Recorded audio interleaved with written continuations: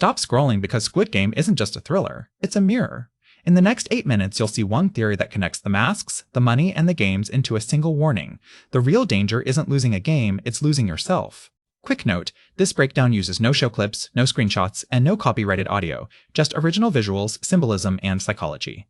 Because the story keeps repeating one idea, when survival becomes the only rule, morality becomes optional. And if a final season, here's the pattern. Every round looks like a game, but it's actually training. First, fear people freeze. Then, pressure people follow the crowd. Then, betrayal people justify what they did.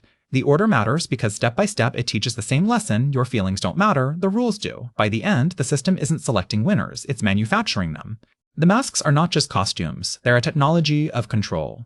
Once you're anonymous, your actions feel lighter. You stop thinking, I did this. You start thinking, this is my role. That's the trap. The system doesn't need to force evil. It only needs to remove identity, replace names with numbers, and let fear do the rest. The scariest future outcome isn't a bigger villain. It's a hero who learns the system so well. He starts thinking, now the prize money. It isn't a reward, it's a lever. It turns suffering into a scoreboard. And once people believe the scoreboard is fair, they stop questioning the rules. The most powerful idea is simple: value floating above human lives. A bigger season twist could be this: the game doesn't break people with violence. It breaks them by making violence feel rational and necessary. Most people blame the players. But incentives are the real enemy.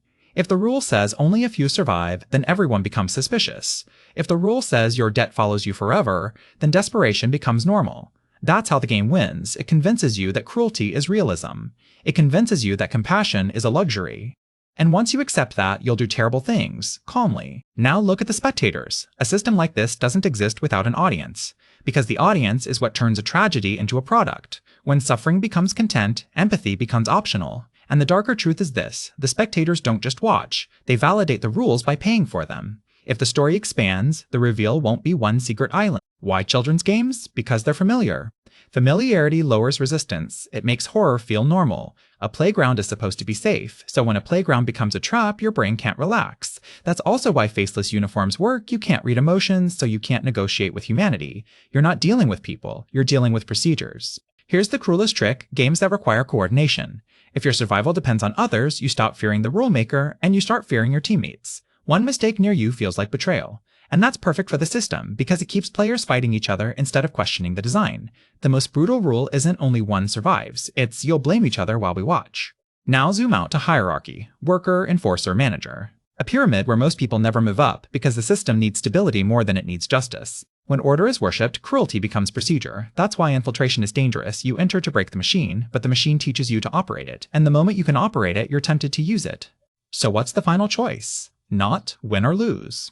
It's identity versus outcome. Do you expose the system and risk that nothing changes? Or do you become the system's shadow, destroying it from inside using its own methods? That's the moral cliff. To beat a dehumanizing machine, you may need to act like a machine. And the story's warning is that this is how good people disappear, not in one dramatic moment, but final thought: what if the island was never the secret? What if it was the prototype? A business model that spreads because it works.